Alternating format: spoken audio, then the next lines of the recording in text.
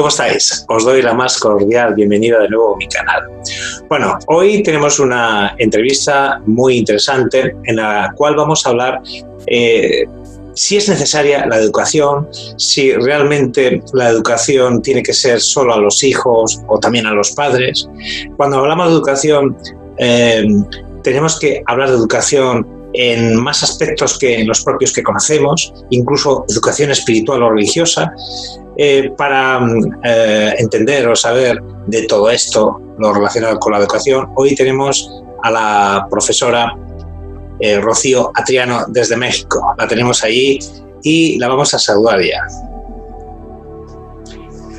Bueno, amigos, pues tenemos ya en México a Rocío. Rocío, muy buenas tardes. Hola, buenas tardes, Alberto, qué gusto. ¿Qué tal por México? Aquí mucho calor, ¿y allí? Calor, pero también empezó la época de lluvias. Ah, vaya. Bueno, Rocío, hoy vamos a hablar, he titulado a esta entrevista ¿Conocemos la educación? Y Perfecto. detrás de esa pregunta vamos a profundizar, porque si de algo sabe Rocío, es de educación.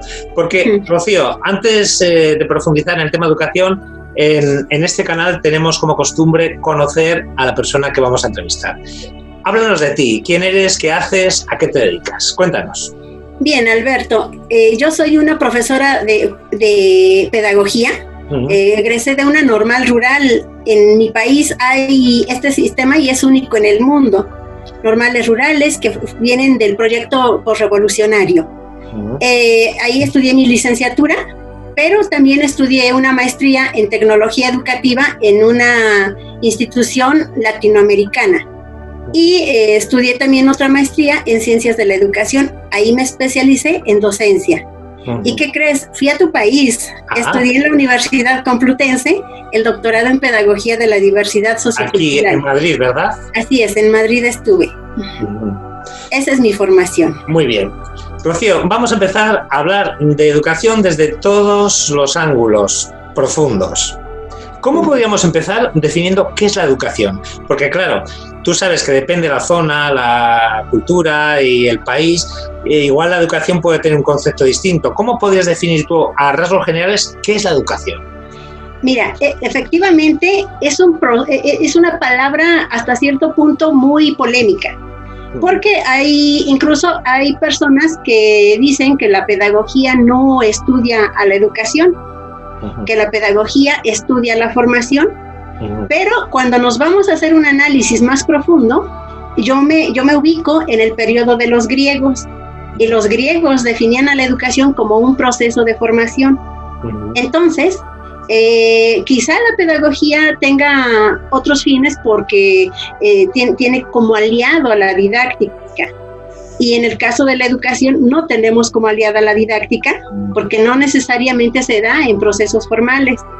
Pero la educación empieza desde el hogar y aunque no nos guste, también hay técnicas de enseñanza que a veces los padres ni siquiera somos muy conscientes de ellas, pero también hay técnicas de enseñanza. Porque, Rocío, una cuestión que a mí se me plantea es... Muchas veces los padres pensamos o piensan que toda la carga de educación lo tienen o lo tenéis los profesores. Pero pregunto, la educación empieza en casa, ¿verdad? Claro, la educación empieza en casa, eso es algo bien importante. La etapa de formación del individuo empieza en casa. Los maestros tenemos la obligación de ir puliendo todos los valores, incluso los conocimientos que ya traen de casa, y perfeccionar las habilidades que tiene el sujeto. Pero si el padre no tiene conocimiento de las habilidades de sus hijos, entonces va a ser muy difícil para la escuela intentar desarrollárselos, porque no estamos en comunión con los padres. Para la educación de cualquier individuo debe existir una dupla que es escuela-padres, o al revés, padres-escuela. Sin ella, la educación no necesariamente puede llegar a buen éxito. Oye, Rocío, cuando yo era pequeño, yo tengo 55, cuando yo era pequeño había algunos maestros que hacían algo horrible, que yo lo tengo aquí grabado, y es que a los niños que íbamos un poquito más retrasados o sacábamos malas notas, nos llamaban idiotas o tontos o burros. Hay en educación, ¿hay niños tontos o listos? No, para nada. Mira, de hecho, han revolucionado mucho las teorías pedagógicas. A mí me gusta mucho un pedagogo, bueno, es psicólogo, se llama Howard Gardner, que él habló de las inteligencias múltiples. No hay ciudadano, no hay sujeto que no tenga inteligencia. Nada más que hay que identificar cuáles son las inteligencias de cada sujeto. Porque hay gente bastante inteligente, por ejemplo, para las artes, o para el deporte, o bien para la ciencia, pero hay que ubicar para qué es bueno cada ciudadano. El problema radica en las formas de organización política y económica incluso de cada país. Hay países, te lo digo, el caso del mío, el caso de México, con problemas económicos que vienen de antaño. Entonces, eso ha hecho que el gobierno no disponga de suficiente capital económico para poder desarrollar las habilidades y las inteligencias de cada persona. De hecho, a ti te tocó, justo como a mí, vivir en un modelo educativo que se llama homogéneo. Hoy día se habla mucho de la diversidad sociocultural y es bonito, porque todos los seres somos diferentes y todos somos... Claro, porque yo recuerdo, Rocío, cuando yo era pequeño, que en mi clase, estamos hablando cuando yo tenía 7 u 8 años en EGB, había niños de distintas situaciones personales y culturales. Yo recuerdo, por ejemplo, un niño que sus padres vivían de la granja de animales y demás, y el niño a veces tenía que ayudar en la granja y no podía ir al colegio. Por eso le habían catalogado de tonto. Este niño es tonto, ¿no? Vuelvo a insistir en la pregunta. Esa palabra hay que erradicarla ya totalmente, ¿verdad? Por supuesto. Y no solo, erradicarla y nosotros creernos.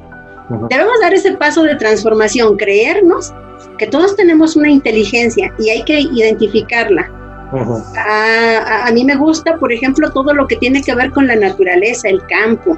Entonces ahí considero que puedo desarrollarme profesionalmente, incluso siendo pedagoga.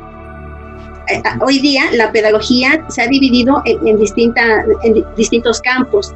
Hablamos ya de pedagogías muy modernas, por ejemplo, pedagogía ambiental, pedagogía social, hablamos incluso de pedagogía de la muerte, por ejemplo.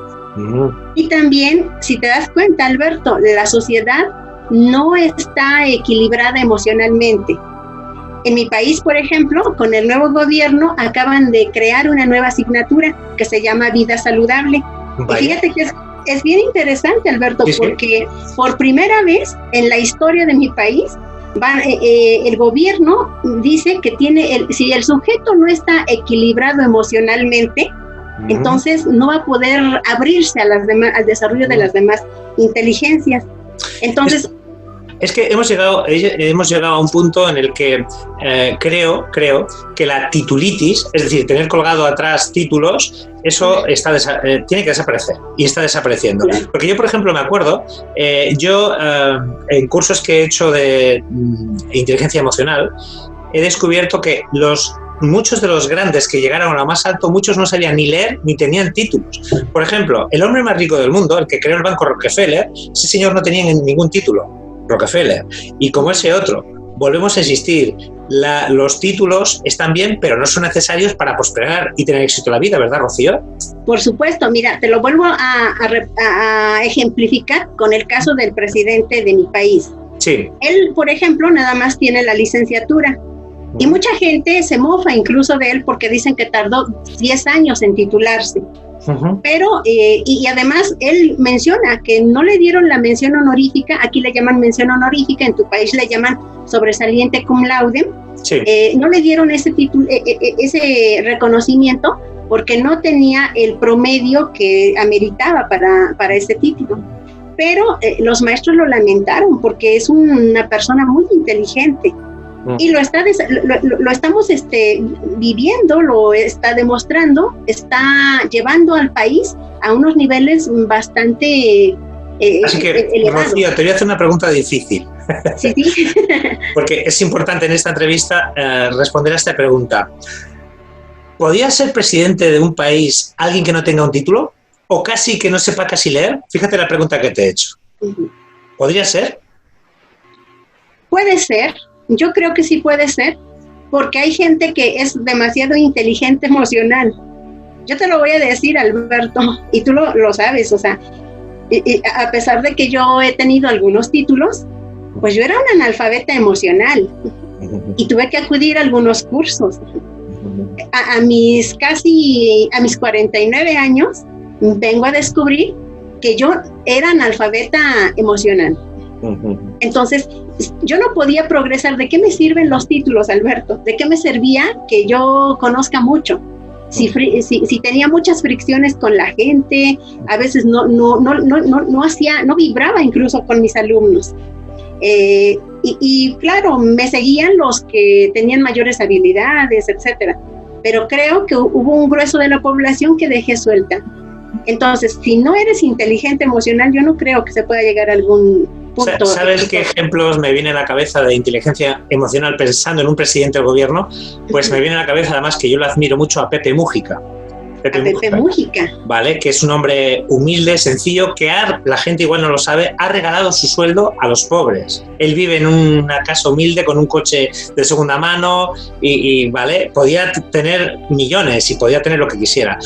A ese tipo de inteligencia emocional, hablando de presidentes del gobierno, me refería yo cuando hablamos de la educación. Así es.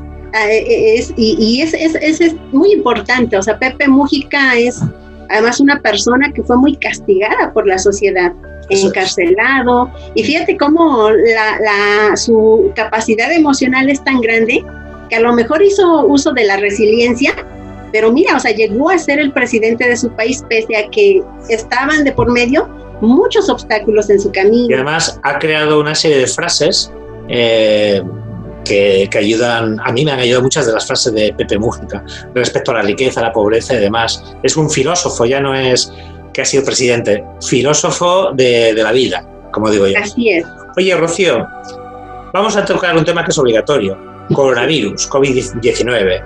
La mayoría de la gente ve el COVID-19 como una pandemia, como algo malo, como algo negativo. Vamos a la educación todo el tiempo. Claro. Yendo a la educación, ¿nos puede enseñar algo esta pandemia del COVID-19? Por supuesto. Mira, hay muchos especialistas en el campo de la educación que incluso al coronavirus lo llaman pedagogo, lo llaman educador, porque en realidad, si te das cuenta, la sociedad estábamos encerrados en muchos vicios y no lográbamos ver más allá de lo que somos. Todo esto de la espiritualidad, por ejemplo, era muy ajeno a nosotros.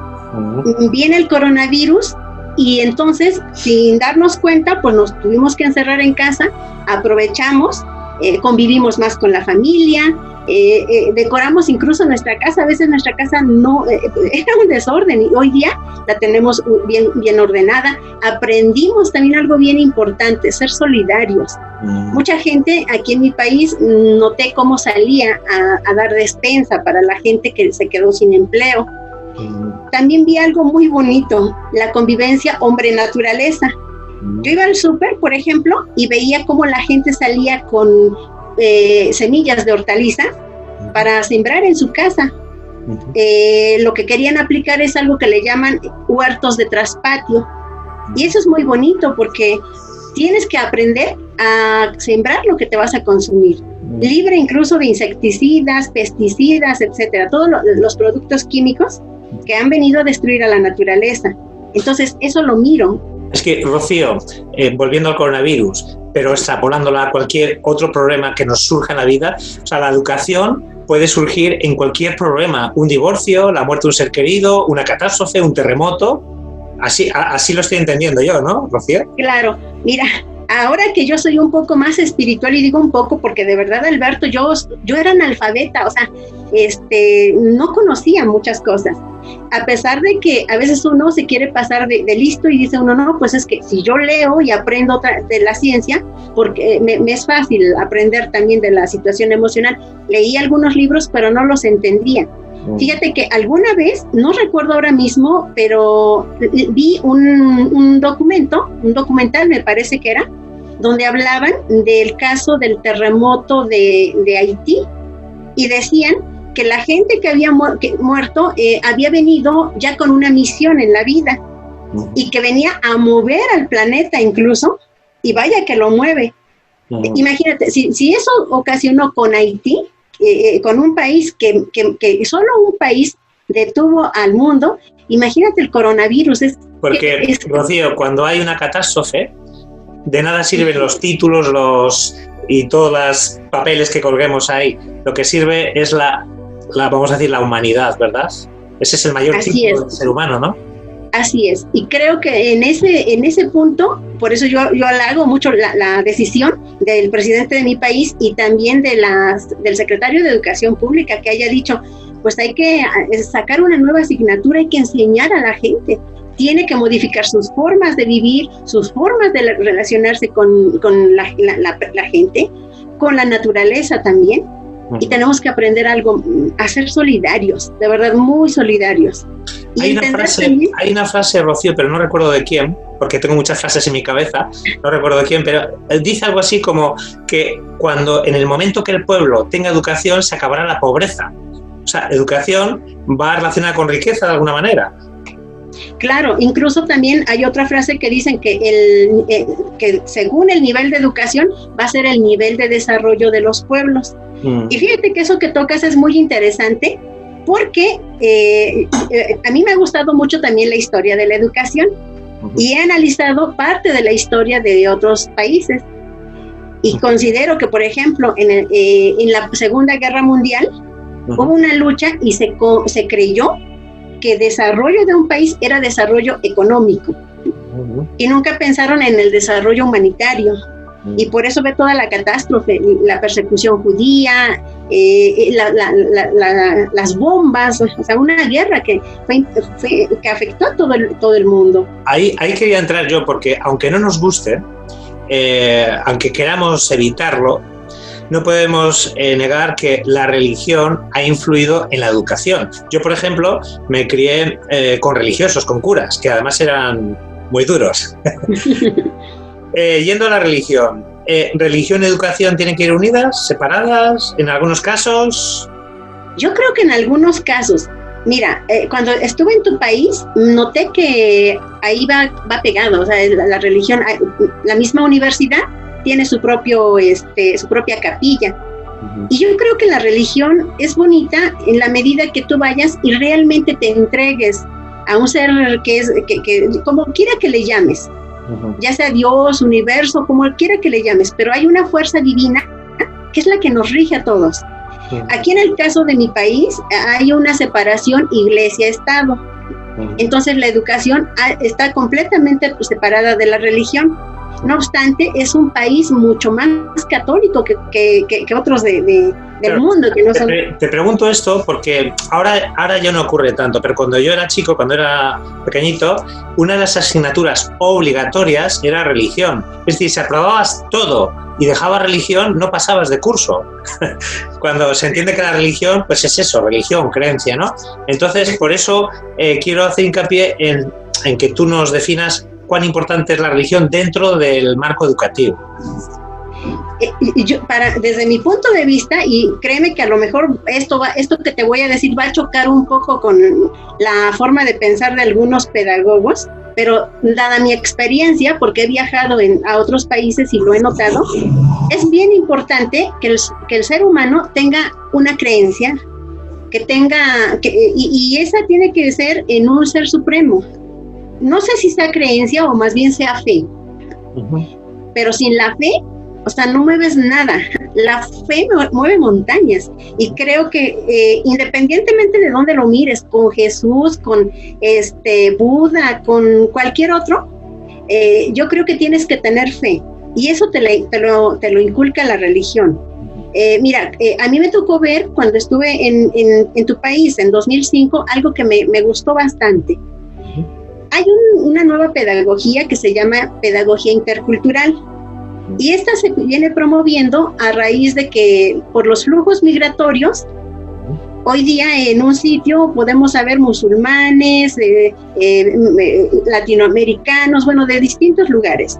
Entonces, algo que me gustó es que siguen llevando religión en tu país, pero respetan las creencias de cada niño. Yo veía, incluso hasta para la comida, A los niños musulmanes no los obligaban a comer carne. Ellos incluso tenían su dieta diferente.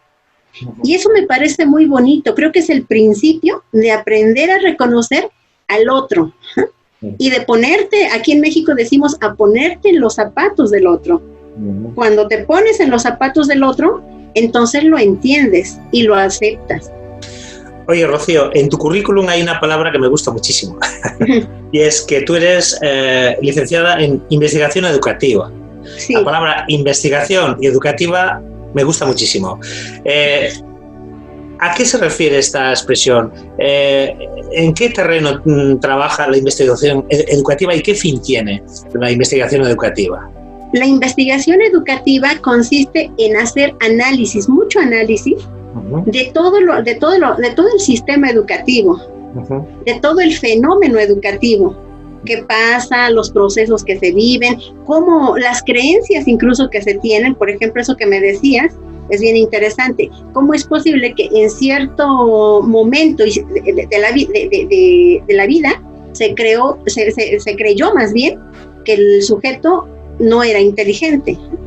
Hoy día, gracias a la investigación educativa, se ha demostrado que todos los seres vivos los seres humanos somos inteligentes. Te digo de los seres vivos porque también hay nuevas teorías.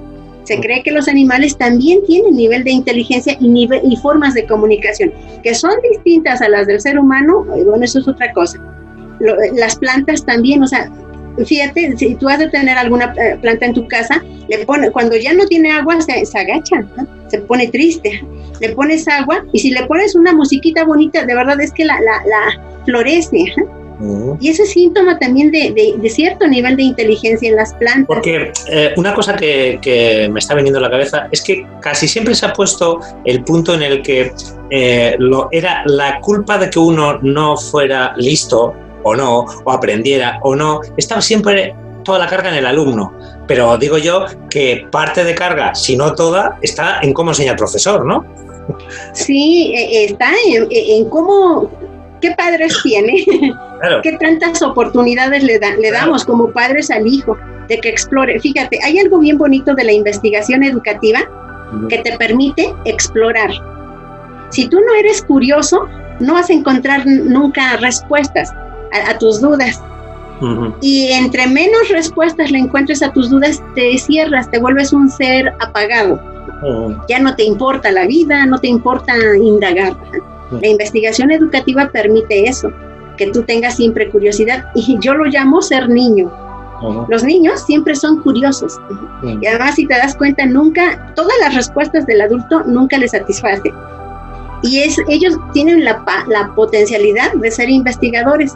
Desafortunadamente, Rocío, entiendo que la responsabilidad del educador estaría en, si por ejemplo el niño no avanza, en investigar dónde está el problema, si está en el niño, en su ambiente, o le están haciendo moving, o qué ocurre, ¿no? No rápidamente decir, es que este niño es tonto, ¿no? Claro, son un sinfín de factores los que hay que analizar. Claro. Y cuando tú como docente analizas esos factores, estás haciendo investigación. Lamentablemente, mira, en el campo educativo hay muchos docentes o profesores que son muy curiosos y que sí investigan, pero el problema es que no escriben sus experiencias y no las difunden. Yo creo que lo más bonito es empezar a difundir. En el momento en que docentes y también los padres de familia difundamos cuáles son nuestras experiencias, yo le podría decir hasta cierto punto exitosas o con éxito, en el desarrollo o en la formación de nuestros hijos o de nuestros alumnos, de verdad esto progresaría. Y empezar también a abrir los espacios. O sea, de verdad, como docentes ni tenemos toda la formación. Hoy día se habla mucho de la interdisciplinariedad, es decir, hacer uso de distintas ciencias. De verdad, Alberto, yo no veo ahora en mi país un éxito total en el caso de la nueva asignatura si no trabajan educación emocional desde lo espiritual. De verdad. Oye, Rocío, te voy a enseñar una cosa. Sí. Esto en la educación, ¿qué punto tiene? ¿Esto es bueno, esto es malo para los chicos, para los jóvenes? Mira, te voy a platicar rápidamente el caso de una alumna que hizo una investigación para titularse sobre el uso de las tecnologías. Y ella decía que en México los niños eran analfabetas tecnológicos. Y era cierto. Entonces me acuerdo que en pleno examen un maestro le decía, no, yo no estoy de acuerdo contigo, tengo un sobrino que tiene 5 años y maneja muy bien el teléfono. Y entonces yo le decía, sí, tu sobrino maneja el teléfono, pero ¿qué crees? Los niños japoneses no manejan el teléfono, construyen teléfonos. Entonces, si te das cuenta, la tecnología no es mala. El problema es el uso que le damos. Imagínate si los niños que tienen este aparato tecnológico y que jugaran, por ejemplo, ajedrez, o sea, es que sería maravilloso. Es como la electricidad, no es buena ni mala. Así es. Si metes los dedos en el enchufe, te electrocutas. Pero gracias a la luz, por ejemplo, ahora me estás viendo a mí. Claro. Sí, o sea, sin la tecnología yo no podría verte. Y Rocío, hablando de educación, tenemos que hablar de educación sexual. ¿La sexualidad empieza en la calle, continúa en el colegio, o debería empezar en el colegio, o tendrían que ser los padres los que eduquen a los chicos en lo sexual? ¿Cómo ves este tema de la sexualidad? En la casa. Definitivamente tiene que iniciar en la casa. Es una situación muy delicada porque de todos los aspectos de la formación del individuo, creo que es en la que menos hemos trabajado. Y esto es mundial, Alberto. Ahí sí ya no te puedo decir que los japoneses o que otra comunidad vaya más evolucionada en este aspecto de la educación. Creo que todavía vivimos con creencias muy arraigadas y por lo general temas como el desarrollo biológico de la persona no se tocan en los hogares. Y los chicos son muy curiosos. Ellos, por ejemplo, quieren explorar su cuerpo. Y cuando ellos se enteran del funcionamiento de su cuerpo, pues ya no solo quieren enterarse, sino quieren experimentar con su cuerpo. Comentaba esto porque hay un fenómeno que ocurre en todas las partes del mundo, en cualquier parte del mundo, que es el embarazo adolescente, ¿vale? Yo no sé si que una chica con 12, 13 o 14 años se quede embarazada es falta de educación sexual o qué, pero es un problema, ¿no? Claro, yo te lo voy a contestar como pedagoga y también te lo voy a contestar como madre, porque tengo una hija. Yo creo que si no le dices los riesgos a tu hija, la expones al peligro. ¿Por qué? Porque tener un hijo es una responsabilidad bastante enorme, te cambia totalmente la vida.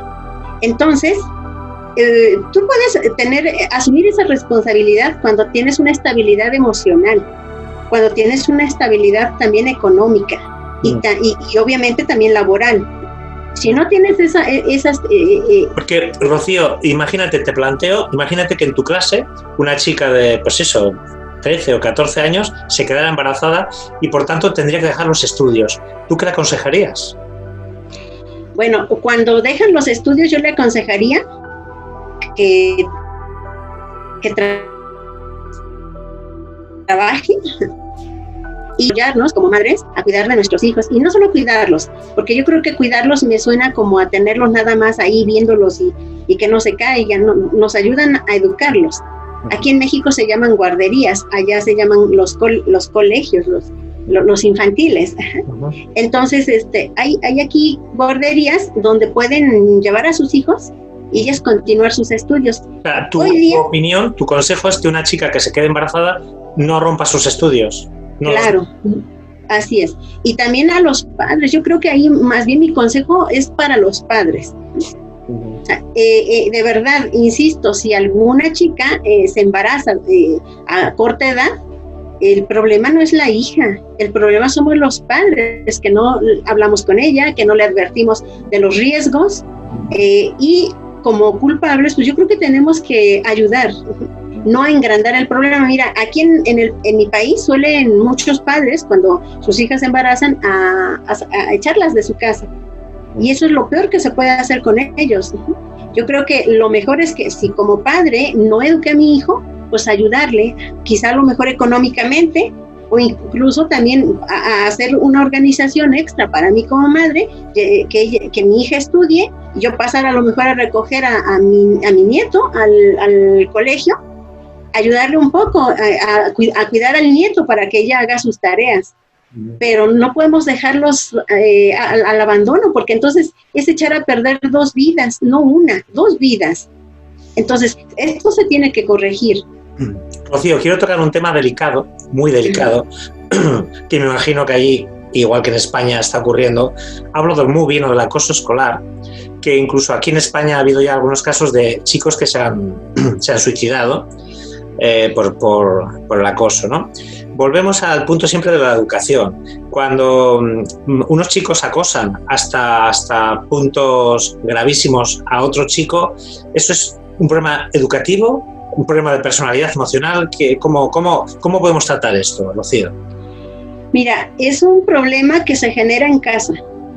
Sí es un problema emocional, tanto para el que agrede como para el agredido. El que agrede porque ha vivido le han hecho crecer el ego hasta más no poder. Ya no es tan fácil controlar el ego de esa persona, porque ni siquiera los maestros lo logramos. Yo te lo comento porque llegué a tener niños de ese tipo. Y al niño que es agredido, pues qué falta de seguridad. Entonces quiere decir que es un niño que está muy lastimado en su casa, y por eso no sabe qué hacer, no sabe cómo resolver el problema. Entonces, cuando tú me preguntas, y me voy a regresar a las preguntas del inicio, ¿quién es más responsable de la educación de un ciudadano? Me da, sin temor a equivocarme, somos los padres. Los padres, porque nosotros somos los que nos tenemos que encargar de darles seguridad.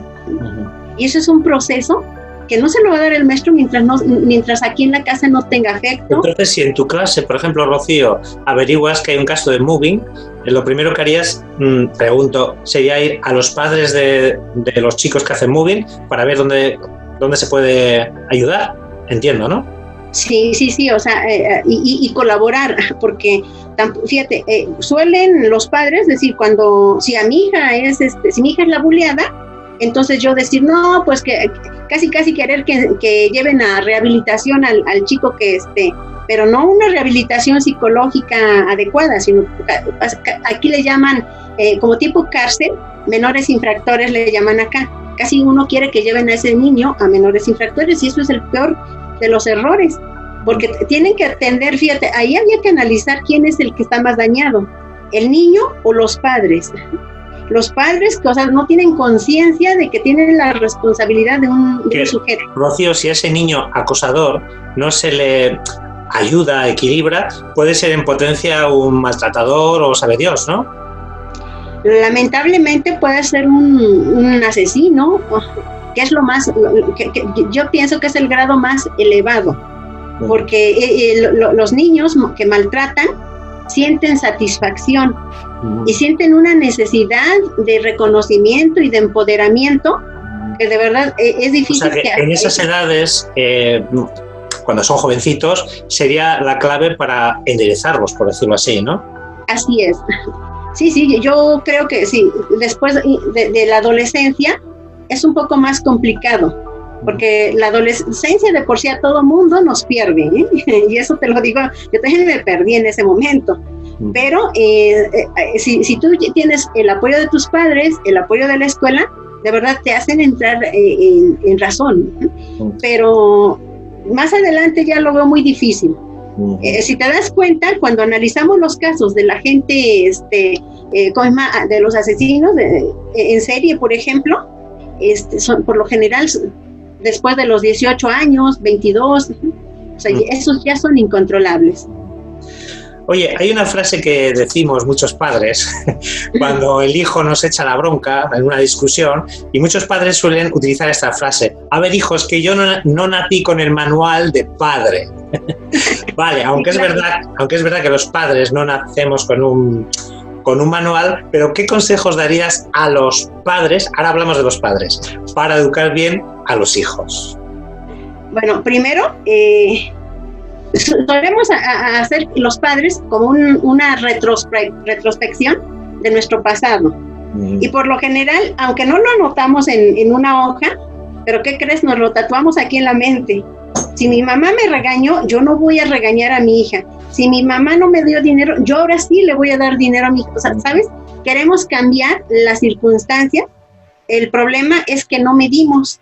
El problema es que sobreprotegemos y damos de más. De verdad, este es un asunto bien delicado, Alberto, porque incluso yo lo he vivido en mi propia casa. Tengo hermanas que, por ejemplo, tengo una hermana que dice, pues es que yo aunque no me compre mucha ropa, pero primero mi hija. ¿Cómo crees? O sea, si no te quieres a ti mismo, ¿cómo vas a querer a la otra persona? Lo que estás haciendo. Sí, Rocío, estoy entendiendo el mensaje subliminal. Y es que los padres, entre comillas, nos tendríamos que educar también, ¿no? Parece como que ya se acabó la escuela y ahora son los chicos los que tienen que seguir. Pero sí tendría que haber alguna especie de, no sé cómo llamarlo, educación secundaria para los padres para mejorar su enseñanza a los hijos, porque como has dicho tú antes, la educación empieza en casa con los padres, ¿verdad? Así es. Mira, en mi tiempo de formación, en todo este tiempo que me he formado como pedagoga, no he encontrado un solo manual para los padres, y de verdad tienen toda la razón. Pero tenemos que empezar a promover las experiencias, las buenas experiencias y las buenas prácticas como padres. Incluso a lo mejor esas prácticas que no fueron tan buenas. Porque de ahí, yo creo que tú lo sabes mejor que yo como especialista, que del problema es de donde más se aprende. De la experiencia exitosa, pues no mucho, pero del problema es de donde más se aprende.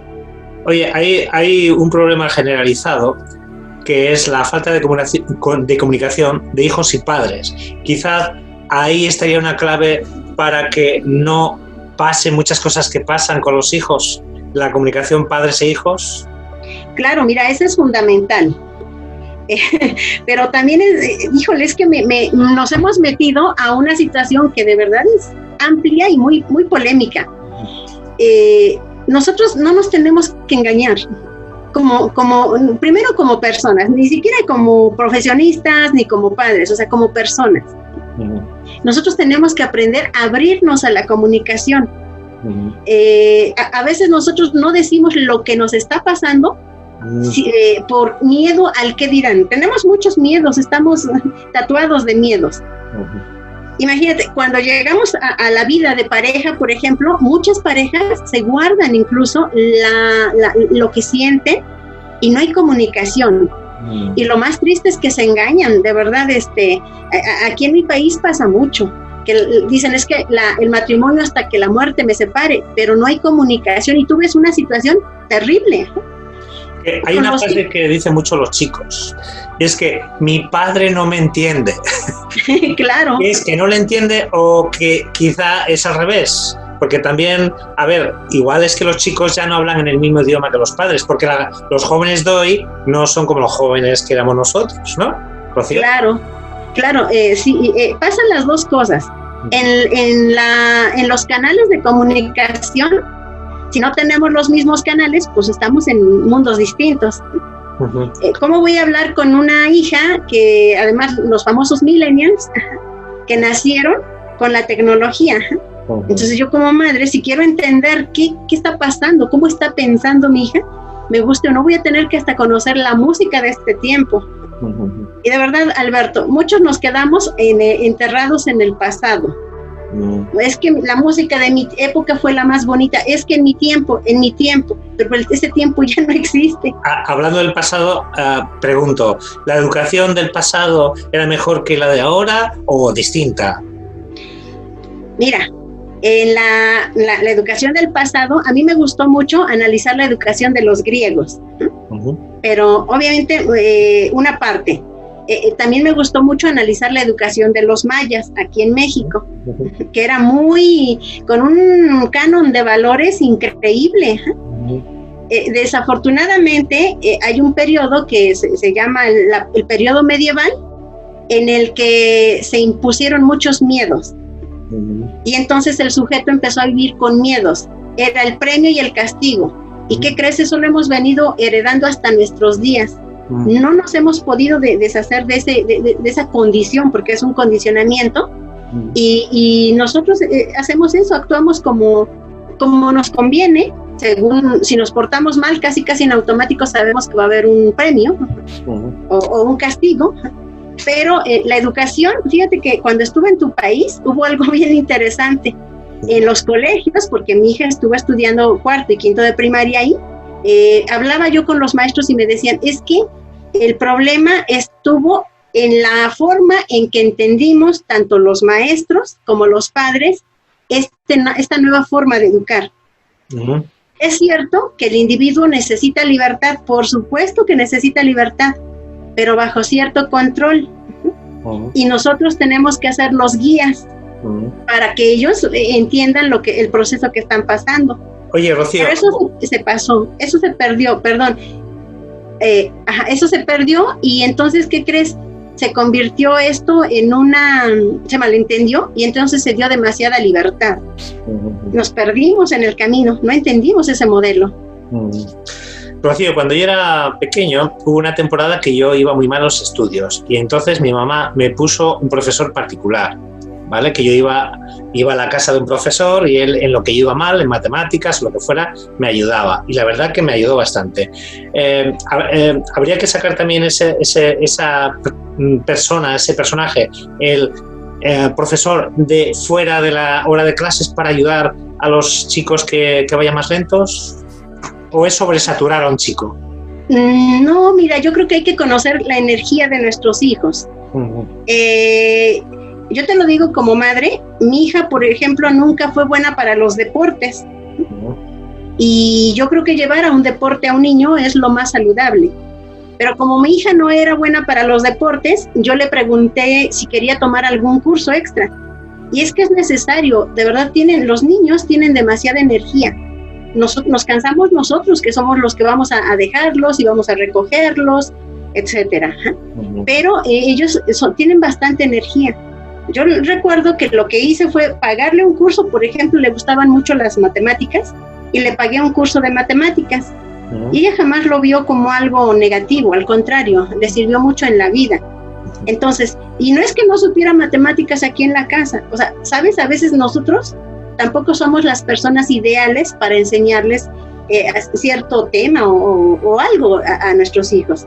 Entonces hay que darle la oportunidad de que otros que sí lo pueden hacer, lo hagan. Oye, Rocío, nos vamos a montar en la máquina del tiempo. Sí. Y si nos vamos, yo qué sé, por decirte algo, 25 años en el futuro, ¿tú cómo ves la educación? ¿Mejorará o seguiremos igual? ¿O cómo ves el futuro de la educación en general? Mira, espero no equivocarme, pero yo sí la veo mejor. Yo sí la veo mejor, y te voy a decir por qué. Porque la misma vida nos está poniendo a prueba. O sea, nadie, hace 100 años, nadie se esperaba el coronavirus. Hace, por ejemplo, 40 o 50 años, aquí en mi país no nos esperábamos temblores, estos sismos tan profundos, ¿no? Entonces, no sabemos cómo va a actuar ahora la naturaleza. O sea, es que ya, si te das cuenta, ya no es tan fácil distinguir las épocas del año. Era bien fácil conocer las estaciones. Aquí en México ahora mismo estaríamos en verano, pero créeme, es que ya no sé en qué estación estoy, porque hemos sido tan salvajes con la naturaleza que, mira, nos ha castigado. Entonces, el ser humano va a tener que mutar. Y si no muta, entonces no sé qué desastres vayan a pasar. Pero en esas experiencias que nos está poniendo la naturaleza, entonces el ser humano considero que va a encontrar las mejores opciones para cambiar sus estilos de vida. Antes, si te das cuenta, los cursos, por ejemplo, de espiritualidad, no sé cómo los veían en tu país, no los recuerdo porque no tuve esa experiencia, no los recuerdo, pero aquí en México se veían como algo de chamanismo, como de brujería, como... Igual. Fatal se veían. Sí. Y hoy día no, hoy día ya mucha gente está entendiendo que somos energía, que somos naturaleza, y también algo que nos costaba mucho. Pensábamos que Dios era así como algo enorme, y que uno no era digno casi de presentarse ante Él. Y hoy día no, nos vamos dando cuenta que somos también parte de Él. Entonces, si te das cuenta, la educación va a cambiar, pero van a pasar cosas. Yo considero que todavía falta. La naturaleza no sé qué nos tenga preparado, pero van a seguir pasando cosas hasta que el ser humano entienda que tiene que cambiar. Mira, con el coronavirus, aquí en mi país no se pusieron reglas de castigo para las personas que salían, pero me gustó mucho algo, que debido al cambio de gobierno, mucha gente ahorita tiene mucha pasión por el nuevo presidente. Entonces, el presidente todos los días sale a informar, le llaman la mañanera. Entonces, en la mañanera, de manera pública, nos decía que yo pienso que practicaba un poquito practica algo de espiritualidad, porque siempre piensa en positivo por la gente de nosotros, por su país. Y nos decía, es que los mexicanos son buenos y no van a salir, se van a cuidar. ¿Y qué crees? Era cierto, o sea, yo misma no salía y decía, no, pues es que si el presidente dice yo no salgo. Ahora que está pasando, ya un poco que nos están permitiendo salir, la gente, muchas de las personas no lograron entender el mensaje y otra vez vuelven a salir y con pocas precauciones. Eso quiere decir que la naturaleza nos está dando la experiencia, pero no toda la gente aprendió. No sé, no te puedo hablar de porcentajes, pero sí considero que sería interesante indagar en qué porcentaje la gente cambió. La que no cambió, pues había que esperar otra experiencia, a lo mejor más triste y más dolorosa, pero de verdad eso tendría que pasar para que cambie, pero sí va a cambiar. Pues Rocío, no quiero irme, no quiero que nos vayamos de esta entrevista sin que nos hables de ese canal YouTube que habéis abierto tú y otros hace poquito, que se llama Izquierda de Nacimiento. Claro. ¿Qué es Izquierda de Nacimiento? Mira, te lo voy a decir, pero antes te voy a comentar algo en función de lo que me dices del cambio de educación. Bien. Y te lo voy a decir con tu país. Ustedes vivieron un proceso que fue el franquismo. Los lastimó tanto que cuando yo estuve en tu país en 2005, veía a gente de 60 años en adelante muy lastimada. Y de verdad yo la veía, yo soy uno de ellos. Sí te lo creo, pero tú has evolucionado mucho, pero yo sufrí el franquismo, me obligaban a hacer cosas en contra de mi voluntad. Sí, lo creo. Maestros míos que de verdad, y no eran muy dados a admitir a los demás. Con 7 años me obligaban a las 8 de la mañana delante del patio con una mano aquí y otra levantada y una camisa falangista a cantar El cara al sol, una canción falangista. Y si no la cantabas bien te pegaban. Pues eso está ahí. Así es. Pero ¿qué crees? Las generaciones de mi hija, que hoy día tendrán más de 20 años, eran distintas y aceptaban, eran muy nobles. Entonces yo considero que si tu país, yo lo vi y veo y noto el cambio. Veo a mi país y noto también el cambio en las nuevas generaciones, pese a que creemos que hay mucha violencia escolar, etcétera. Pero sí hay cambios, entonces yo sí creo que va a haber cambios. Ahora me regreso. Vamos al canal YouTube que habéis creado, Izquierda de Nacimiento. ¿Qué es Izquierda de Nacimiento? Mira, Izquierda de Nacimiento es un canal precisamente de ayuda a todos los padres de familia, a todos los maestros y a toda la sociedad, para mejorar sus formas de pensar, la educación y de practicar la formación con los hijos. Le puse Izquierda de Nacimiento porque la palabra izquierda casi uno ve la dualidad, lo bueno, lo malo, la derecha como la buena, la izquierda como la mala. Pero no nos damos cuenta que hay muchos niños que nacen zurdos. De hecho, en el grupo tengo a dos colaboradores que son zurdos. Perdona que te corte, Rocío, pero es que es muy importante decirte una cosa, que aquí en España, cuando éramos pequeñitos, los zurdos eran tratados como idiotas y les obligaban a escribir con la mano derecha y le ataban la mano izquierda a los maestros. Esto lo he vivido yo, Es una atrocidad. Así es, entonces por eso es que le pusimos Izquierda de Nacimiento, porque ellos nacieron zurdos y son unos niños tan talentosos que de verdad la sociedad tiene que abrirse a lo diferente. Incluso hay estudios que parece que los niños zurdos pueden tener capacidades más grandes que los diestros, ¿no? Así es. Mira, en el caso de Pavel, él toca muy bonito la guitarra y él es zurdo. En el caso de Víctor, él es muy, ¿cómo te diré? Tiene una cualidad muy bonita, percibe mucho. Él percibe más que yo incluso. Entonces, eso es muy, muy interesante, ¿no? Analizar cuáles son las habilidades que ellos lograron desarrollar a raíz de lo que a lo mejor en otros tiempos pudimos haber considerado problema. Entonces, por eso es que le pusimos así al canal, pero además, porque yo me formé en una normal rural, desde la prepa hasta la carrera. Y esa normal es producto de la postrevolucionario. Se creó después de 1921, todas estas normales, y a los estudiantes que acudimos a esas instituciones nos llaman izquierdistas, como si estuviésemos en contra del gobierno. Pero lo que no se dan cuenta es que no estamos en contra del gobierno, o sea, estamos defendiendo nuestros derechos. Nos enseñaron a ser muy críticos, a reflexionar, a analizar, incluso a cuestionar lo que consideramos que no está bien. Así que en el canal recién creado, que ya tenéis 165 170. Espero que después de esta entrevista se suscriba todo el mundo. Básicamente en vuestro canal dais información y habláis de educación, ¿no? Es lo que entiendo. Así es, vamos a dar noticias y en la parte de educación vamos a trabajar varios campos. Estamos promoviendo congresos educativos para que se presenten las investigaciones más novedosas en educación. Vamos a hacer presentaciones de libros de maestros que han recogido buenas experiencias.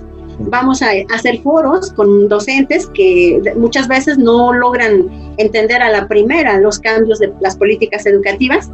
Vamos a dar estrategias didácticas, pero hay una cuestión que me gusta mucho y esa la trabajo yo. Se llama Escuela para Padres. Lo he visto.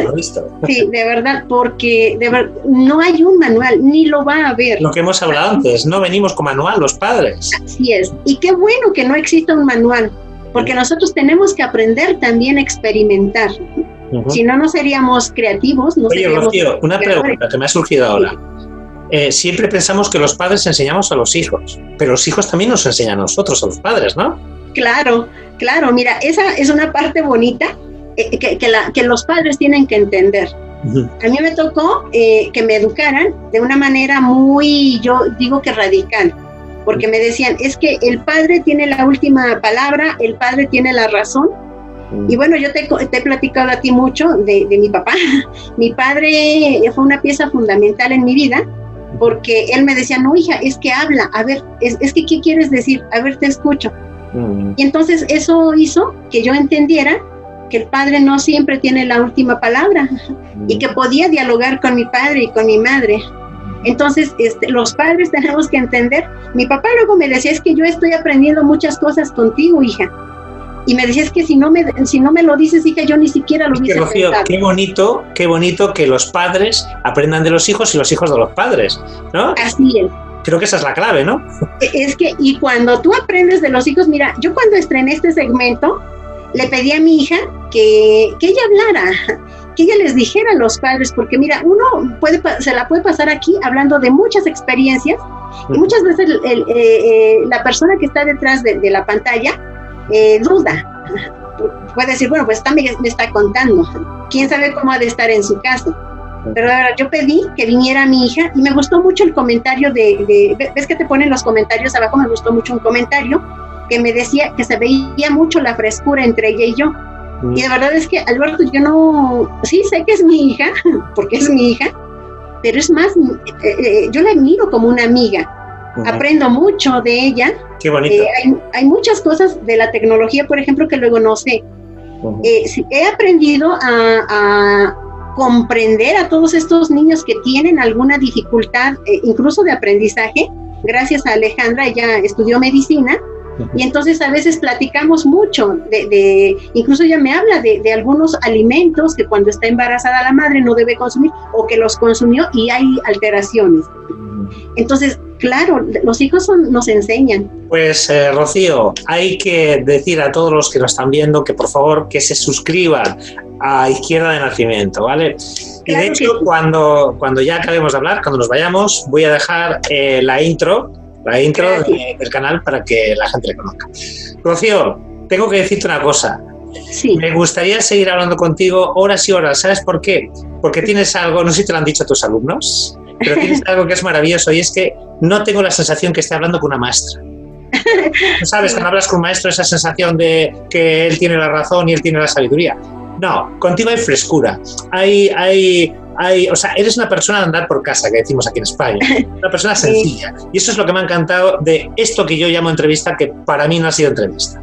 Te agradezco los consejos y, sobre todo, cómo los has dado, con qué facilidad y sencillez. De verdad, muchísimas gracias, Rocío. No, pues gracias a ti, Alberto, y qué bueno que me dices eso. Te he de decir que con la pandemia dimos clases virtuales. Y yo tenía entre mis clases virtuales al novio de una de mis alumnas y a la mamá de una de mis alumnas que le gustaba mucho escuchar mi clase. Entonces, eso es bien bonito, ¿no? O sea, que ya no soy yo solo el que... Sí, así pues, es que te agradezco mucho, Alberto. Muchas gracias, Rocío. Y a todos los que te suscriban. Y cuídate. Gracias. Tú también, gracias. Hasta luego, Alberto.